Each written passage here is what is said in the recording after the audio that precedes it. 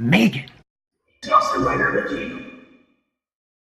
Hey YouTube, Dawson Rider here. Welcome to my review for the Power Rangers Beast Morphers episode, Sound and Fury. This, I think, was, or at least I think that was the title. This was, I think, one of the strongest episodes of the season. In my opinion, it had a lot going on. There was a couple different things that were furthered, and I like how they were enhanced. I mean, the primary things were the Fury mode and the cCaws debuted, which I think had a really strong debut. I quite like the form. I don't know if it's my all-time favorite. Again, I've said this like over a dozen times, but the main suit reminds me of like the armor they wear in the Kingdom on The Walking Dead. But I like the armor, I like the cCaws, I liked the debut. I think it had a really cool and memorable first fight. I really liked that, and I liked that I keep saying the word like. I really enjoyed that there was kind of a build up to this. Like even in this episode with the working on them with the Morphex and stuff.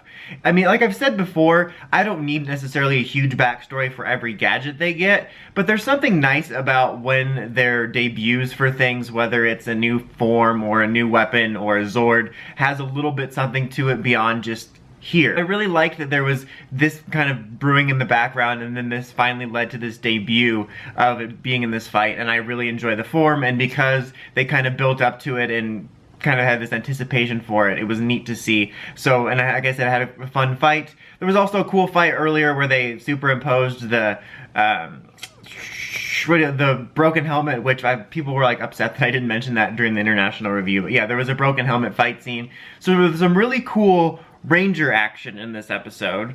But there's also some other neat stuff going on, because they kind of furthered the subplot of the Nate-Zoe romance, which had only been kind of loosely touched on before this. Heyo, more about like Nate having a crush on Zoe, but this episode kind of had them going out to see a movie together, and like it showed that she actually has feelings for him, which I thought was kind of unexpected. I thought it was going to kind of be a one-sided crush, like kind of like the Gia, what's his face, from Super Mega Force thing, where it's like a one-sided crush, and then at the end it finally comes around to them getting together. But I kind of like that it ended up being this mutual thing, and then they kind of leave it off on this note of like, oh, we like each other, but there's this Ranger rule about relationships. What do we do about it? They're gonna have an affair in which they hold hands in closets, because that's as far as they get in Power Rangers. But I find it funny that Grid Battle Force is so ready, apparently. We haven't seen them be ready to enforce this. We haven't, actually. Like, because Ravi told us, like, okay, I can have a relationship, and then they're like, we can have it, but we've never seen anybody get reprimanded.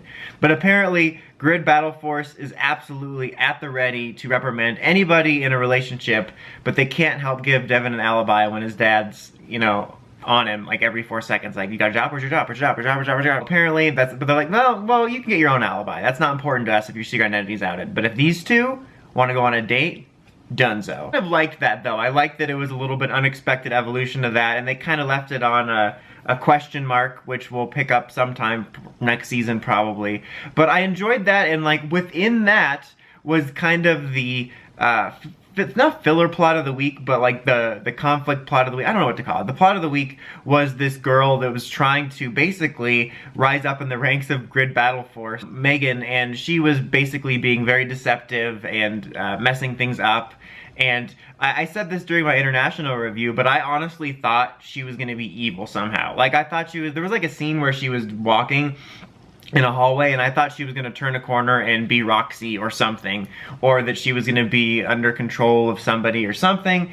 I was very pleasantly surprised. Like, this is really weird to say, but one of my favorite things about the episode is that she was just a terrible person. Because PR will too often have that, where there'll be an awful character, like, not even that's a villain, but like a character like this, and either they're under a spell, or, oh, they're just misunderstood, and the Rangers befriend them at the end, and everything's, like, A-okay, and they go have ice cream for 50 cents. And, like, that's not the way it works. Like, I like this episode showed, like, yeah, there's people in this world that are just POSs. Like, that's it. I liked that. I was pleasantly surprised that she was just awful, and they're not like, oh, let's befriend her and be like, no, to hell with her. You're done. I liked that. I thought that was kind of refreshing for Power Rangers and unexpected. It was almost a twist in and of itself, because I was waiting for the twist, like, okay, when is it going to be revealed she's a monster under mind control? But nope, she's just under the control of her own mind, which is crap because she sucks.